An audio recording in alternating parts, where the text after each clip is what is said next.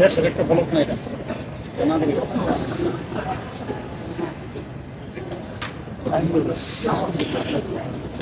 আমরা এখন আছি কেবলাতিন মসজিদে।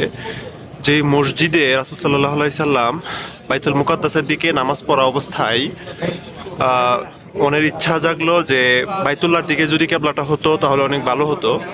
তখনই মহান রব জিব্রাইলের মাধ্যমে রাসূল সাল্লাল্লাহু আলাইহি সাল্লামকে সাথে সাথে বাইতুল্লাহর দিকে ঘুরিয়ে, অর্থাৎ এই দিকে তখন কেবলাটা করে দিলেন। তারপর থেকেই মূলত এই মসজিদটা কেবলাতিন মসজিদ নামে পরিচিত। অর্থাৎ এখানে কেবলা পরিবর্তন হয়েছিল, অর্থাৎ কেবলার দিক পরিবর্তন হয়েছিল। অর্থাৎ দুই কেবলা ছিল, যেইটা প্রথমে বাইতুল মুকাদ্দাস, পরবর্তীতে বাইতুল্লাহর দিকে যখন কেবলা হয় তখন আসলে এই দিকে কেবলাটা হয়ে যায়। এই জন্য সেইখান থেকে মূলত এটা হয়